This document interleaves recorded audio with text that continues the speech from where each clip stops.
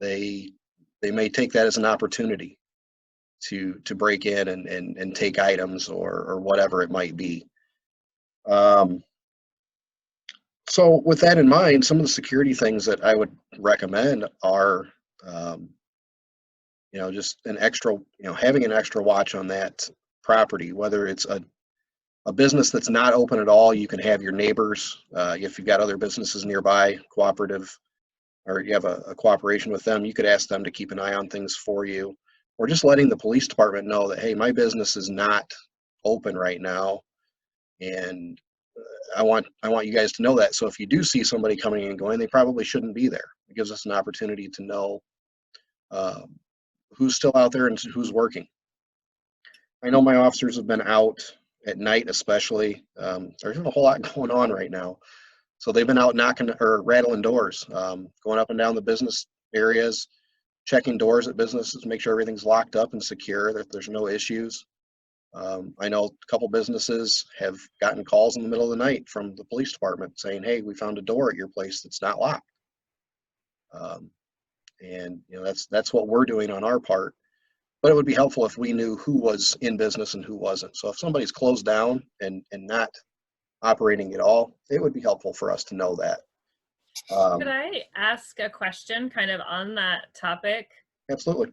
Okay, so I recently was involved in a group that was getting late night calls, and it was because there was a door open, but they didn't own the building anymore. So they're getting a call at 2:30 in the morning about security about a building they don't own anymore. So that's okay. At least they're getting called. That's better than nothing. But how would a person go about updating that contact information so that the police department does know who to contact late at night? Maybe they don't have that same manager or things have changed. How do they do that? Periodically, we send out forms to all the businesses for them to provide their after-hour contact names and numbers, to update those if they've changed. Sometimes businesses don't respond to those, or sometimes the business is closed and we don't have a current name of an owner, we don't know, so that comes back. If there's a business that is experiencing issues of that, they can contact the police department and request a form, or just provide the information over the phone that can be updated, because that goes to the dispatch center. If we need to contact somebody for a break-in, or if the fire department needs to, or public works, if there's a water main break, or any reason we would need to get to that business after hours, it's good to have that information. So if a business hasn't updated their information in a while, it probably wouldn't hurt to call the police department. Okay, thank you. I just knew that was a question that had come up recently, and I thought, oh, that might be a good time to talk about that. So, all right, I'll let you continue talking about how we can keep safe. If you have merchandise on site and you're not operating, I'm primarily looking the bars that may have alcohol on site and probably aren't going to be selling that for a while. I would consider moving that off site, at least until we have a better picture of how long this may go on. I know that's one thing that would be a target potentially for criminals breaking into a bar and stealing alcohol, especially juvenile criminals. It's happened in the past. We've had a couple burglaries at bars where juveniles stole liquor primarily. They didn't go for the cash register. They go straight for the vodka and the good stuff. Now would be a good time to start looking into your security systems, cameras, alarms, things like that. If you have one, maybe it's time to see where your weaknesses are. If you don't have one, now is the time to start looking at putting one in, because if your business is still operational to a degree, but not having indoor customers, good time to do some work inside. Maybe replace some locks, or reinforce some doors. Look at your vulnerabilities from the inside out. Can I ask a question on that too? Yes. What are some of the key things that you notice as vulnerabilities? I mean, I always see like those really grainy pictures and you guys are trying to find somebody that's not your fault, but you got the security camera. How do you know that you're not going to be the person who had a break-in and you're looking for that person that could be male, female, 4 foot, 8 foot? We don't know. Like, how do we do that? The better, it comes down to money sometimes. Honestly, if you pay for a cheap camera system, you're probably going to get poor quality images. Just like your digital cameras, your cameras on your phone, the more megapixels you have in that camera system, the more clear your footage is going to be, and the more it can be zoomed in. You can have a low megapixel video that looks good in a small image, but you can't zoom in on it. So you may have to spend a little bit more money, and then consider where those are placed. Cameras that are placed high in a dark corner are good because you can't see them, but they don't provide a good image when they're needed. Cameras, if they can be, should be near eye level, especially at entrances. So, somebody's got to come into the place and they got to go out of the place. And if you have a camera at eye level, it's easy to tell how tall a person is. You're looking right at their face. You get a better image of if they're wearing a hat. A camera that's up in the corner, all you're going to get is a picture of their hat. You're not going to see what their face looks like. So just think about where those are at.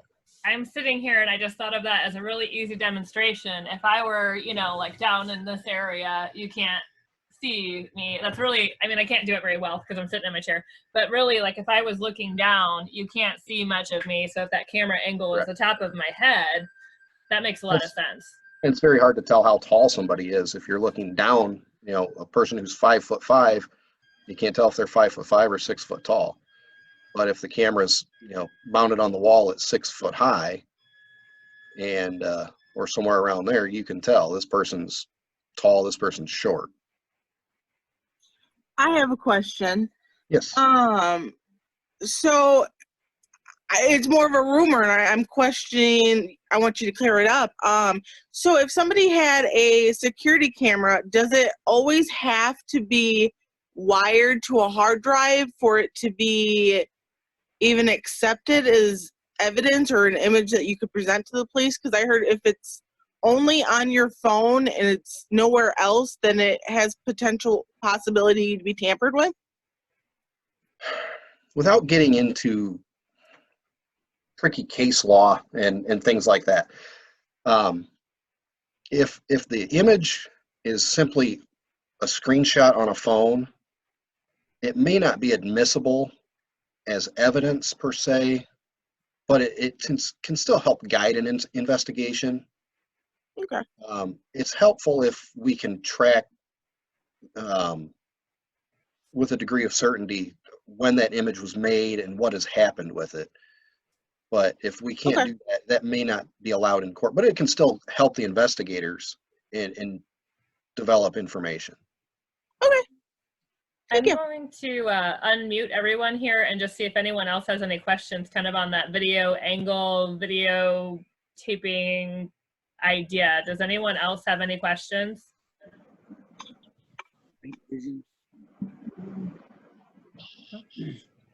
Okay. All right. So I'm going to switch back here real quick and let you guys be muted. Okay. Can you guys still hear me okay? Okay, good. So kind of on that topic, I know that's just a thing that we talk about a lot.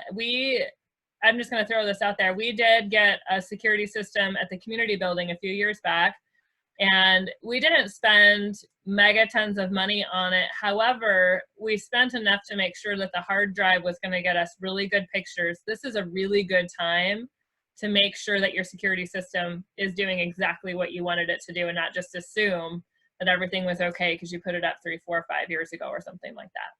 So, all right, I'm going to pass it back to you and let you continue on with what you were saying. And I'm sorry I keep jumping in with questions. Oh, that's fine. I don't really have a whole lot more, honestly. There was a couple points that you had put on my email for me to talk about, and I've covered most of it.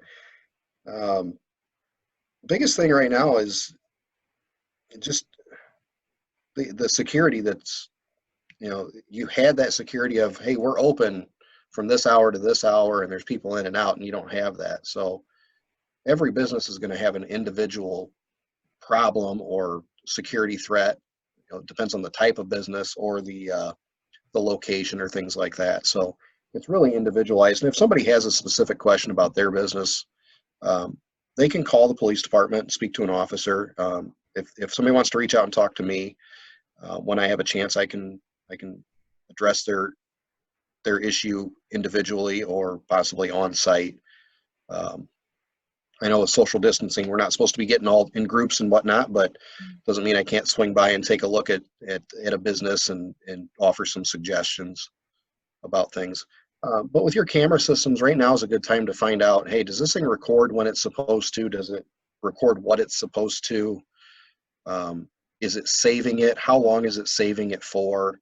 Those are good things to know, that if you find out that you had, because sometimes you can have a theft and not realize it for a couple of days or maybe even a couple of weeks until you go to look for something. Or you may have an insurance claim that comes through. Somebody may claim they were injured or had their property damaged on your property, and you don't find out about it until they've contacted a lawyer, and it's a month later. Want to know, does your footage go that far back? We sometimes request footage from businesses through subpoenas or through search warrants, and it may week, a month, 2 months later that we're asking for it. So it's good to know how long your footage is actually held on for. And if you do have something that you want the police to have, or you think we might need someday, maybe don't just leave it on the hard drive, save it somewhere else, save it to a flash drive or tag it somehow so it doesn't get deleted or recorded over. It all depends on what system you have and how it works, what its capabilities and what its features and functions are. Again, I have a question that kind of went into that. So would you recommend not only having one copy of your files, but maybe either having a locked secure room or some kind of backup server, protected copies for it? If you have a DVR system where you have cameras that plug into a digital recorder on site, that's a potential problem, because a thief could take your DVR. And if that's not backed up to the cloud somewhere or uploaded off site, it's gone. So if you do have a DVR on site, it would be good to have it secured either in a secure room or in a locked box somewhere out of sight, possibly, that if you can't do a remote storage option, that DVR itself is hard to find and difficult to tamper with. Because if they do take that, then everything's gone. That's a great idea. I hadn't really thought about that very much either, because you think, I've got the system, that's good, but to be thinking about keeping that system secure as well. So one thing I know from the community building, and this is really silly, but we know that people will steal everything. Like if it's not locked down, they will steal it if they can, and for no good reason sometimes, just they're up to no good. Are there things that businesses could do to, be checking their doors, making sure that those locks are secure, and, I don't know, speak on that a little bit, just people up to no good, not necessarily trying to steal high value things, but causing problems? I think he kind of really pointed out, there's certain people that will steal something just because they can. It doesn't matter what it is. It's just a matter of, hey, let's take this because I can take it. So if there's things that you're concerned with being stolen, you don't want to leave those where they're accessible and not secured. The liquor stores, I don't know if this is true or not, but I've always been under the impression the reason the liquor stores put the small bottles of alcohol by the register is to deter theft, because they would rather have people steal one or two of those than they would a whole bottle of whatever it is off the shelf. Same thing with gas stations and the small trinkets and stuff that are near the cash register. Oftentimes those are, that, hey, if somebody's going to steal something, maybe they're going to take this and not steal something valuable. A decoy item. Somewhat, yeah. But yeah, just if it's something you really don't want to have stolen, I wouldn't leave it unsecured and unsupervised. It should be kept locked up, or at least out of to where it's difficult for somebody to go steal it. What about businesses that are open right now? What are security issues for those businesses? Maybe they're open to the public, or maybe they're closed to the public, but they're actually in their business working. What are security issues that they might face right now? Actually, something that just popped up on Facebook that I saw last night, and somebody had shared it. A business that was open, or it was open for shipping, but not for customers. So they were still operating, but not having walk-in customers. Somebody came in through a side door because the service door was open and started stealing merchandise when there was an employee present in the business. And, it could have turned into a confrontation because they weren't expecting anybody to be there. So if your business is operating at that level, watch what doors you're leaving open, because, maybe you have 2 employees on site and you leave a service door open. Somebody could wander in thinking nobody's around and use that as an opportunity. If you are open, if you're one of those essential businesses that's allowed to be open and you're working under reduced staff, just keep in mind that, they can't see everywhere. So if you got the cameras, make sure people know where they're at. That's a deterrent. The biggest thing, I don't see this being a major security threat with the businesses, as potentially it could have been or could be. It's more of a public health thing when you have customers coming in, keeping your sanitation procedures tight, and making sure things are cleaned, your high touch surfaces are cleaned off. That's my biggest concern at this point. I don't want any business around here becoming known for, hey, we got 10 new cases of the coronavirus and we can trace them all they all went to this business. That would be my biggest concern. And you had a lot of calls recently about maybe some out of control customers. We've been reading stuff on Facebook about that, where people are just high anxiety, a little wound up, pretty demanding at certain stores about how things are going to go, what they can get. I see Susie kind of nodding. There's just a lot going on. Has that happened? And do you have any advice for businesses? We have bankers on here. I know we had a bar owner here. We have real estate. I see several different people and different representations. What's going on with that? Just the customers that are maybe just a little over the top, and how can they kind of help manage those situations better? Off the top of my head, I can't think of anything that's happened here in town to that degree. Good. I'm sure there's been things maybe that haven't been reported to the police, but obviously the potential's there. Especially the longer this goes on, more people are just going to get restless.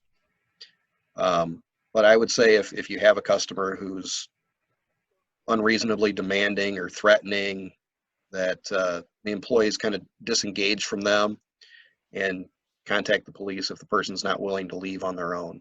Sometimes all they're looking for is just an argument, and if you argue back, it just throws fuel on their fire. So it may be easier. Kill them with kindness. That was always one of my favorite things to do on the street when I had somebody upset, was just be really, really nice to them. It just seemed hard to argue with somebody who's being nice to you. But yeah, just back off and let them either cool off on their own, or if you need to call the police, let the police deal with it. Obviously, if they're threatening bodily harm and harming somebody, that's a different story. I don't see that happening here. That's good. That's good news. I'm glad to hear that. I'm going to unmute everybody. I have some more follow-up questions, but I don't want to be the only one asking questions. So I see the food bank is here. I see a few other people. I am sure you guys have some security questions. What are your questions that you have right now?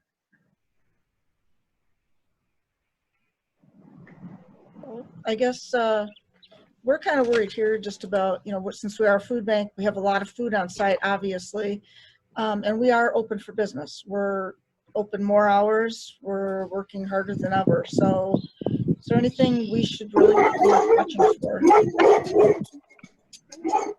I couldn't catch the end of that because the dog started barking. Yeah, just say, is there anything we should really be watching for, since we are open for business? We are, we're fully staffed. We're working harder. We're on lockdown. We're only employees are allowed in the building, employees and volunteers. But we do have a lot of drive-through pantry days where people come up and we load up their car. Is there anything we should really be watching for? I mean, I'm really trying to keep my employees as safe as I can. Again, I don't see this as being a major security, like physical security threat. It's more of a public health threat. And as far as physical security, that kind of stuff would have happened before this or without this. But we're all thinking about it. If something doesn't feel right to your employees, if they just feel like somebody's not acting right and it's not a safe situation, they just need to move back from that and stay away and either let the person leave or call the police if they need to. But to me, the biggest threat right now, I guess threat's not really the right word for it. The biggest concern is the health aspect and making sure that we're staying away from people, where people are staying home if they're sick, washing their hands, covering their face, things like that.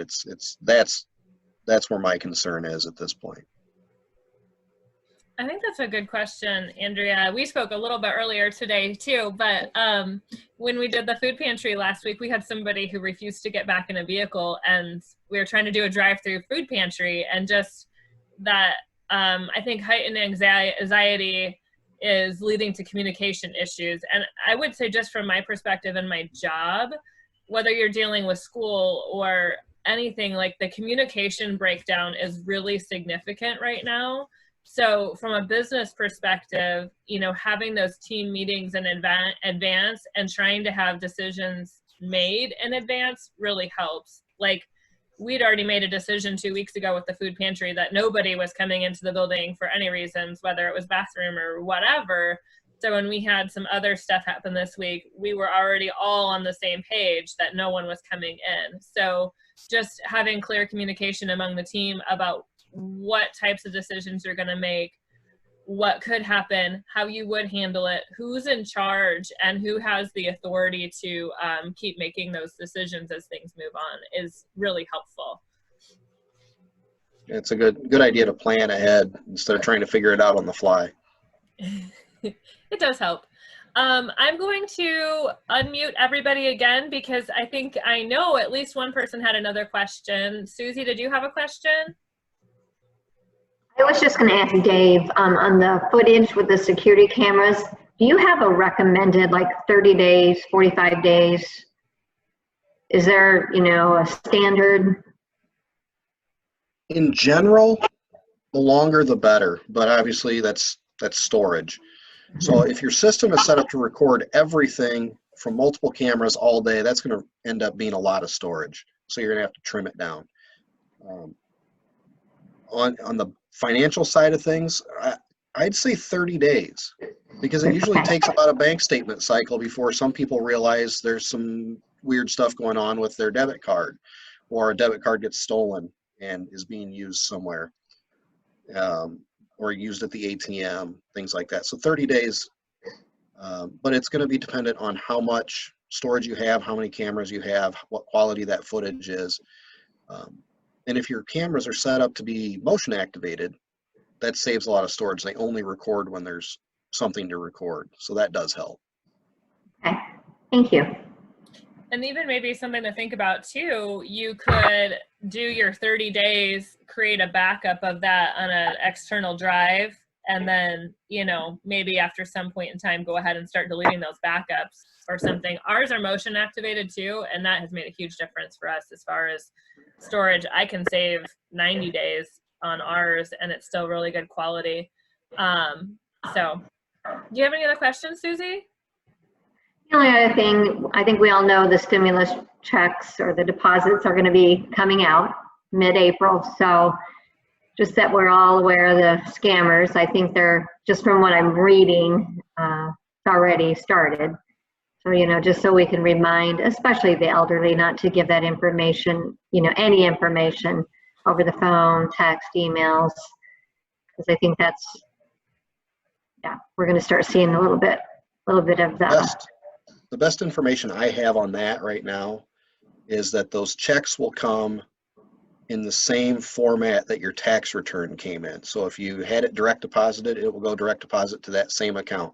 If it came in a paper check, it'll come in a paper check, and those won't start coming out until after all the direct deposits are done, which will be over the summer. So that's a big thing to get out to the people and remind them is it's only going to come in the same way that your tax return came in. So if somebody calls you and says, hey, we need your bank account information, no, they already have that. If you haven't changed your bank account information, they don't need that information. And the IRS will never call you for that anyway. Right.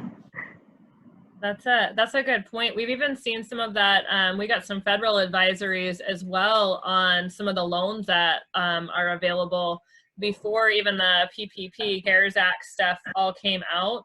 There were scamming loan companies that were going out and they were actually doing high interest loans that would only benefit that business rather than the federally backed SBA loans that were going out. So like we say, people who want to steal, they're going to find a way. So they keep going at it.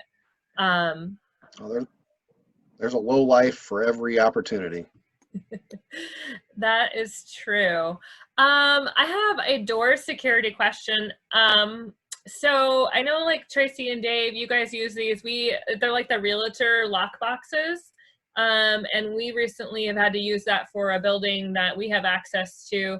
How secure are those lock boxes? It's basically a box that has like a key code on it. Somebody else can come up and put that in, whether it's like the rolling combination or the pension numbers. How secure are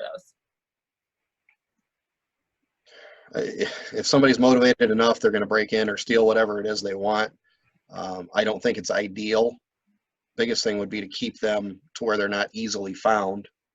If you keep it hidden and the person can't find it, they're not going to be able to break into it. But if it's out in plain sight and somebody really wants to get into wherever it is, I'm sure a sledgehammer or a crowbar would defeat that pretty easily. Yeah. Well, I mean, if they want to get in, they'll break a window anyway. So, you know. They're going to find a way in. Yeah. I just wondered if that had a repeated history of problems. So, because I think a lot of businesses are utilizing them. Okay. I'm going to unmute everybody again. And I just want to make sure if anybody has questions, we're getting those questions. Anyone else? Marcy, I know you're still with us. You guys have a couple of different businesses. Are you there? Would you like to ask any questions? No, I don't have any questions. I guess the only comment as far as the video, it's come in handy for us. Aside from the security and the theft, it's also important to have as far as accidents. We've used it for insurance purposes and accidents. So, but otherwise, no, I don't have. It's good to have. Yeah, that's a good idea. Anyone else have questions? Sam, you got a question? Yeah, I have a question. So we kind of addressed the elderly situation. I kind of want to go back to a younger side of that. And what speech, what would you tell some of these younger children that think it's funny? Because I know I've seen on Facebook's the new Corona challenge. What would you tell them, kids? Your face, I'm sorry. This is your moment to tell them what you have to say about that. I don't think what I want to say is for general audiences. Yeah, me too. What I'd like to say, yes, this is a difficult time for everybody. Nobody saw this coming, and maybe they did to a degree, but nobody was prepared for this. These restrictions are being put in place not for some dark, deep state purpose of taking over the world. It's for the genuine concern of public health. It sucks. It sucks. I hate it. I want to go play golf. My little girl wants to go to Target and go shopping, and we can't do the things that we took for granted a month ago. But it will pass. It's going to pass like a kidney stone, but it's going to pass. And we just need to be patient and everybody needs to do their part. And that's really my only appeal. Off camera, if you give me somebody, I'd probably say something a little different, but we'll I save don't want that to get for myself later. in trouble. Yeah, that's all right. I have a really important question. So we don't want to be bombarding the police department and dispatchers with ridiculous calls. Can you give us kind of an idea of when is a good time to call? Because they always say, if you see something, say something. But I mean, do you call like every day? I mean, don't do that. But give us some guidelines on how we know when it's a good time for a business to call in or an individual to call in on something suspicious or something they have concerns about. If it's something suspicious, if you're afraid that something's happening or about to happen, we need to know about it right then and there, because we can't do anything about it if you tell us, hey, yesterday I saw these guys and they were doing this. That doesn't help us. So if it's something that is an immediate or potentially immediate concern, call the police department. If it's a life-threatening emergency, call 911. Otherwise, just use the non-emergency number. For Rock Falls PD, that's 815-622-1140. Sterling has a different one, and the sheriff's department's is different as well. Now that technology's taken over everything, when you call that number, you get to listen to my voice, and you got to pick the right menu option to get to the dispatch center or to wherever it is you need to go. I think that's pretty much across the board everywhere, but there's not a good or a bad time. My wife's a dispatcher, so she knows, and I know. It could be the middle of the day and nothing going on, or it could be Sunday morning and everything's going crazy. So there's no way to know. But if it's something that needs to be addressed, we should know about it when it's happening or shortly afterwards. So do I get out of that your preference would be to check something out and find out that it was nothing rather than let something go and find out there's a big problem later? Absolutely. Okay. That's a conversation we have with business owners a lot. They say, well, we had this whole situation that happened, but we didn't know if we should call the police or involve them in that. And I say, yeah, you probably should. It would be better for you to have that support and have that documentation. So that's one of the reasons I asked that. Key too is documentation of it. Even if you don't need an officer to respond, if you just want an officer to document, or the dispatch center to document that something occurred, hey, that helps us later down the road potentially. Okay. I'm going to unmute one more time, and I just want to see if everybody got all their questions answered. I know there's just a lot happening in the world. We have a lot of concerns. Security is a big deal. We're not just talking about security of a closed business. We're talking about security of an open business. We're talking about even security of you have employees that are working for you. How do you keep that situation secure as well? So who has questions? Anyone? I have one that I guess goes to that employee thing.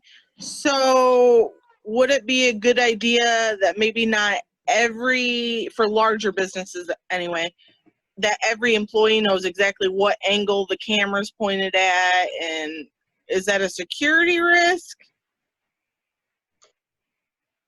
Only if you don't trust your employees. I think if you have cameras, if everybody knows where those cameras are and it covers everything, that's your biggest deterrent right there to keep somebody from doing something they shouldn't do. But sometimes it doesn't hurt to have a camera. Maybe you have 4 cameras that everybody can see, and then you've got one that they can't. If you're concerned about loss or theft.